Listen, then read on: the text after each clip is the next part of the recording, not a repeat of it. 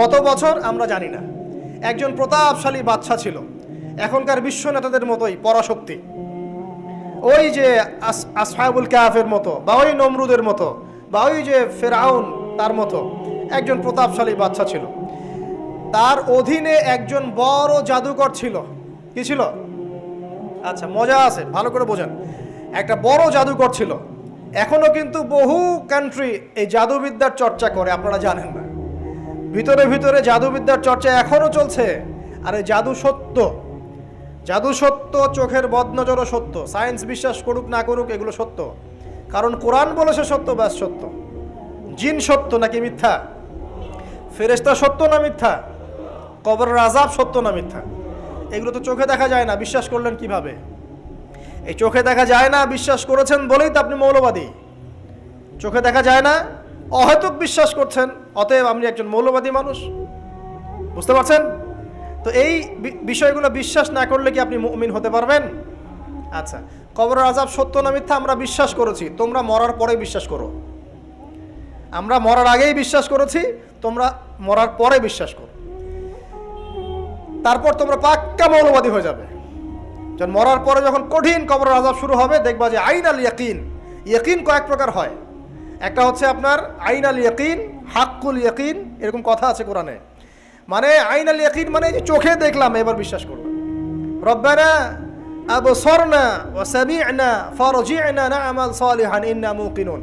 আছে না সূরা আলিফ লাম মিম সিজদায় হাফেজে কোরআন যারা আছেন, আল্লাহর সামনে জাহান্নামীরা বলবে রব্বানা, হে আমাদের রব, আবসারনা, এই যে দেখলাম, তোমার আযাব দেখেছি আমরা, এখন পরকালের কথা, ওয়া সামি'না, এই যে শুনতে পাচ্ছি এখন আযাব, ফারজি'না, আমাদেরকে ফিরিয়ে দিন। কোথায় ফিরিয়ে দিবে? দুনিয়ায়। না'মাল সালিহান, আমরা সৎ কাজ করব, ইন্না মুকিনুন, আমাদের ইয়াকিন হয়ে গেছে এখন। তার মানে সবাই বিশ্বাস করবে একদিন না একদিন, তাই তো? এই ঈসা ইবনে মারইয়ামকে যে মানুষ বলছে ক্রুসিফাইড, তাকে ক্রুসিফাইড করা হয়েছে, তিনি মারা গেছেন, নাউজুবিল্লাহ, বলা হচ্ছে না?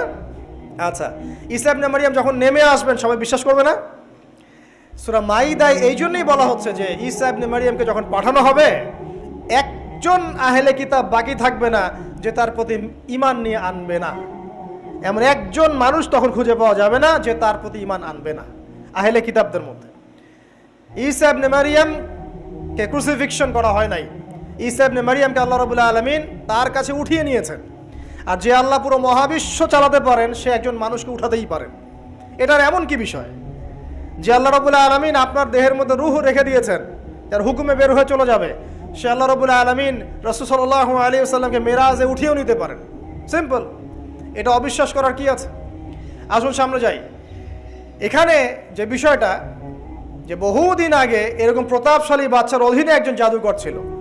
এই জাদুকরের যখন বয়সটা বুড়ো হয়ে গেল, তখন সে তার ওই বাচ্চাকে বলছে যে আমার তো বয়স শেষ, আমার এই বিশাল জ্ঞানগুলো কি করব? আমাকে একজন বালক এনে দিন, যেই বালককে আমি এসব জাদুবিদ্যা শিখিয়ে দিব। এই যেরকম ছোট বাচ্চাদের মধ্যে একজন। তো এরকম একটা ফুটফুটে সুন্দর বাচ্চাকে খুঁজে বের করা হলো, যে বাচ্চাটা বিচক্ষণ। একে নিয়ে আসা হলো জাদুকরের কাছে। এবার জাদুকর তাকে জ্ঞান শিখায়, জাদু শিখায়। জাদু শিখাতে শিখাতে শিখাতে শিখাতে সে একটু পরিণত হচ্ছে, মানে কৈশোরে পদার্পণ করল। এখন সে যখন জাদু শিখতে আসে, আসার পথে রাস্তায় দেখে একজন পাদ্রী আছে। পাদ্রী মানে কি?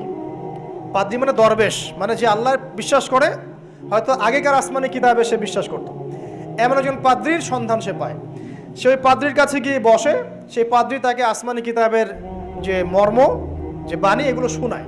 তার কাছে খুব ভালো লাগে যে মাশাআল্লাহ, এটার ইমানের স্বাদ। যখন কোরআন শুনি আমাদের ভালো লাগে না?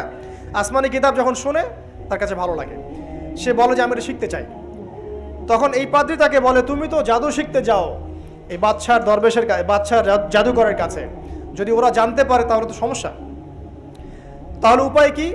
যখন তুমি ওখানে যাবে, যখন দেরি হয়ে যাবে, তখন বলবে বাসার থেকে বের হতে দেরি হয়েছে, বাসার থেকে বের হতে দেরি হয়েছে। আর আমার এখানে বসে যখন বাসায় যাবে, তখন বাসায় গিয়ে বলবে যে ওখান থেকে, ওই যে জাদুকরের কাছ থেকে আসতে দেরি হয়েছে।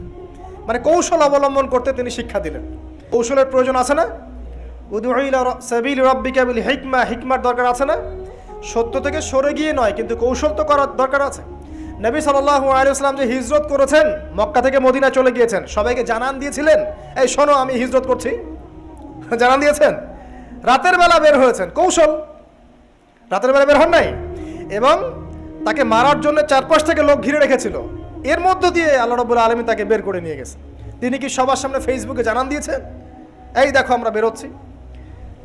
তো তোমরা তো কৌশলই বুঝো না দিনের কাজের, যে কাজ হবে 1%, আই ওয়াশ হবে 99%।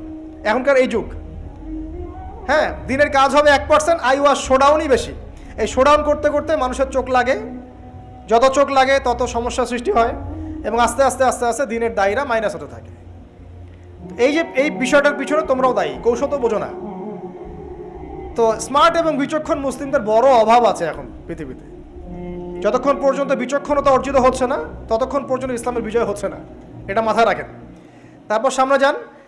এবার এই বাচ্চা খুব সুন্দর করে ব্যালেন্স করলো, একবার এখানে যায়, একবার ওখানে যায়। এই করতে করতে ওই যে জাদুকরের ইন্তেকাল হয়ে গেল, মারা গেল জাদুকর।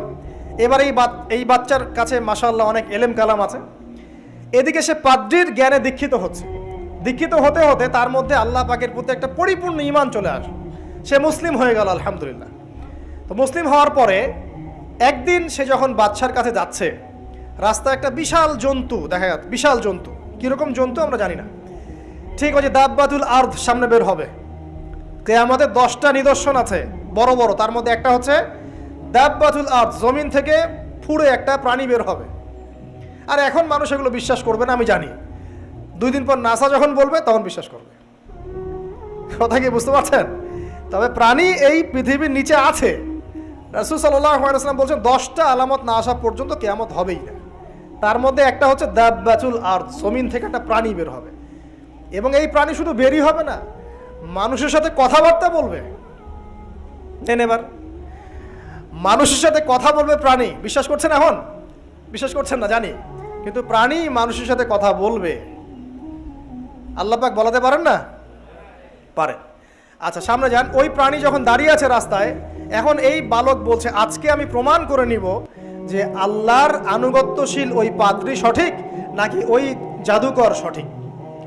এবার সে একটা ইট হাতে নিল, পাথর হাতে নিয়ে সে বলছে, আল্লাহ তোমার কাছে যদি ওই জাদুকরের কাজের চাইতে এই পাদ্রীর কাজ বেশি পছন্দনীয় হয়, এই ইটের আঘাতে এই জন্তুকে তুমি মেরে ফেলো আল্লাহ।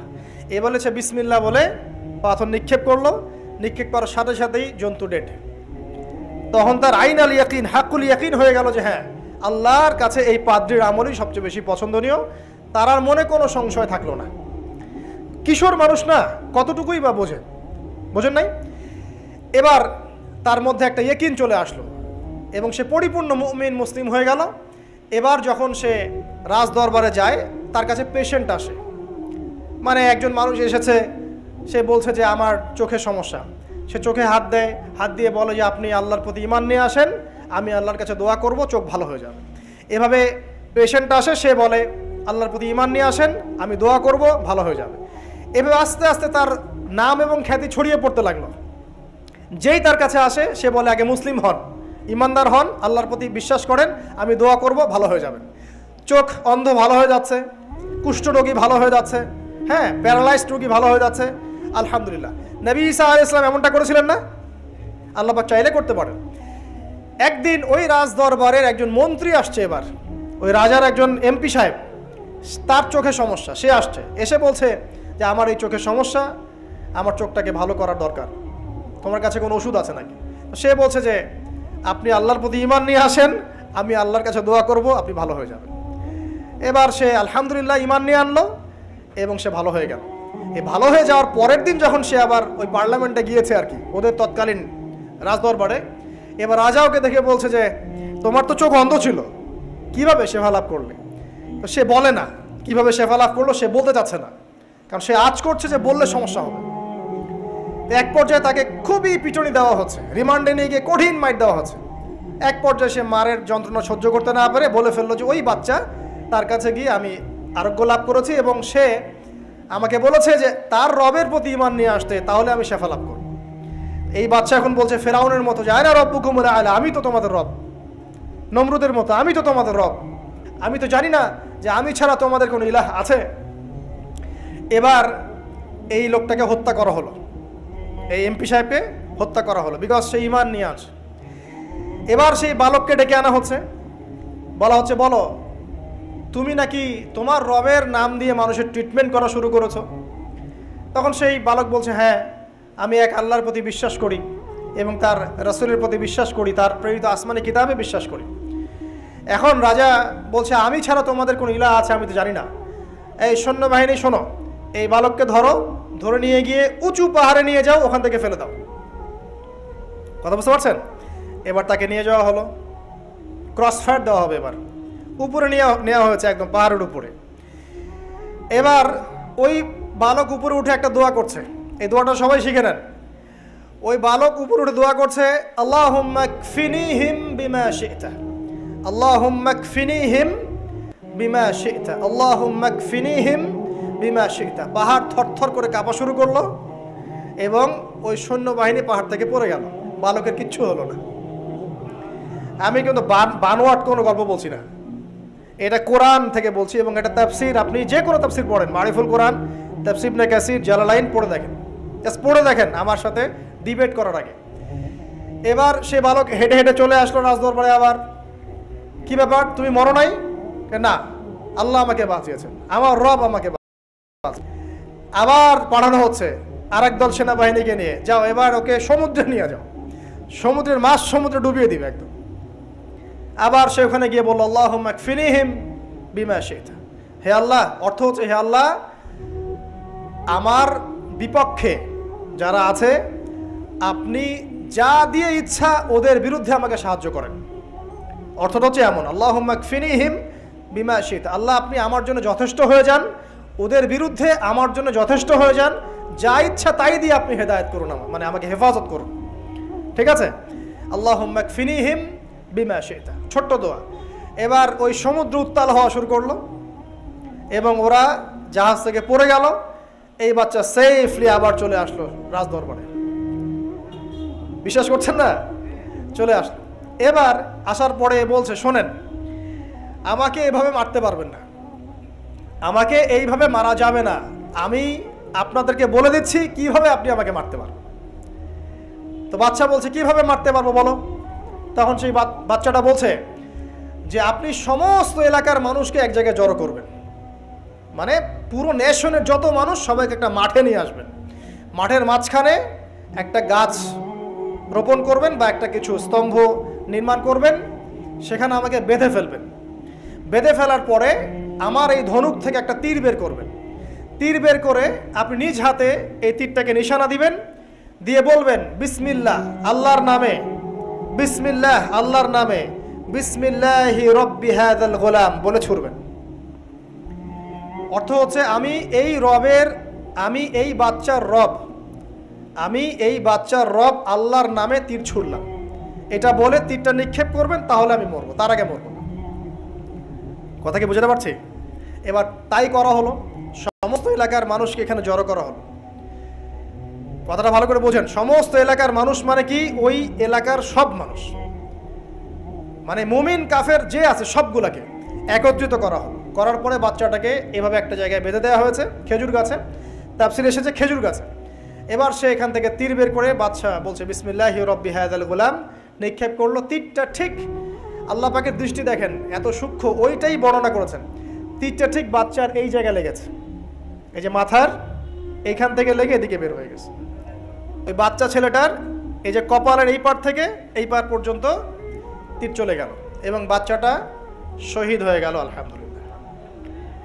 এবং এই বাচ্চাটা যখন মারা গেল বা শহীদ হয়ে গেল, আর সারা এলাকার মানুষ কি দেখলো?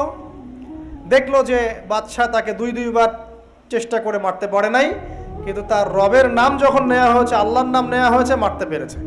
দেন অ্যান্ড দেন পুরো এলাকার সমস্ত মানুষ মুসলিম হয়ে গেল আলহামদুলিল্লাহ। একজন বাচ্চার জীবনের বিনিময়ে সমস্ত এলাকার মানুষ ইসলামের হেদায়েত পেয়ে গেল আলহামদুলিল্লাহ।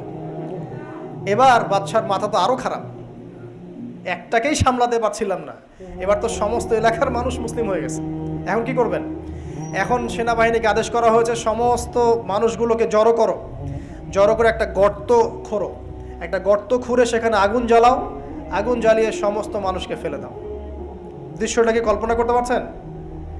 একটা পুরো এলাকার মানুষকে একটা মাঠের মধ্যে একত্রিত করে সেখানে আগুন জ্বালিয়ে সবাইকে সেখানে ফেলে দেওয়া হলো এবং তারা চতুর্দিক থেকে এটাকে অবলোকন করতে লাগলো, মজা উপভোগ করতে লাগলো। এটাই আল্লাহ পাক বলছেন, কুতিলা আসহাবুল উখদুদ ইয হুম আলাইহা কুউদ ওয়া হুম আলা মা ইয়াফআলুনা বিল মুমিনিনা শুহুদ। শেষ পর্যায়ে তাফসীরে এসেছে, শেষ পর্যায়ে একজন মায়ের কোলে একটা ছোট্ট বাচ্চা ছিল। তো সেই মা নিজে লাভ দিবে এটাতে তার কোনো সমস্যা নেই, কিন্তু বাচ্চাটাকে নিয়ে লাভ দেওয়ার জন্য সে ইতস্তত বোধ করছে। তখন আল্লাহ রাব্বুল আলামিন সেই ছোট্ট বাচ্চাটার কোলে, সেই ছোট্ট বাচ্চাটা জবানের মধ্যে আল্লাহর কুদরত নিদর্শন নাজিল করলেন। ওই বাচ্চাটা কথা বলা শুরু করলো। সেই বাচ্চাটা বলল, ইয়া উম্মা, হে আমার মা, লা তাখাফি, তুমি ভয় করো না, ফাইন্নাকি আলাল হক, কারণ আপনি সত্যের উপর আছেন, লাভ দিন। যারাই সে অগ্নিকুণ্ডে সেদিন লাভ দিয়েছে তারাই জান্নাতের স্বাদ পেয়েছে, আলহামদুলিল্লাহ। এই হলো আসহাবুল উখদুদের ঘটনা, যেটা আল্লাহ রাব্বুল আলামিন সূরা বুরুজের মধ্যে বলেছেন। এখানে একটাই শিক্ষণীয় বিষয়, ঈমান এর শক্তি, একজন ছোট্ট বালকের মধ্য দিয়ে কিভাবে আল্লাহ রাব্বুল আলামিন পুরো নেশনকে হেদায়েত করতে পারেন, এবং আল্লাহ রাব্বুল আলামিন সমস্ত পরিকল্পনার উপরে মহা পরিকল্পনাকারী, এবং আল্লাহ সুবহানাহু ওয়া তাআলা তাদেরকে চিরস্মরণীয় করে রেখেছেন কোরআনের পাতায়। কিয়ামত পর্যন্ত মানুষ এই ঘটনা পড়বে, তাদের থেকে শিক্ষা গ্রহণ করবে না? তা আল্লাহ রাব্বুল আলামিন সবচেয়ে বেশি স্মার্ট না আমরা সবচেয়ে বেশি স্মার্ট?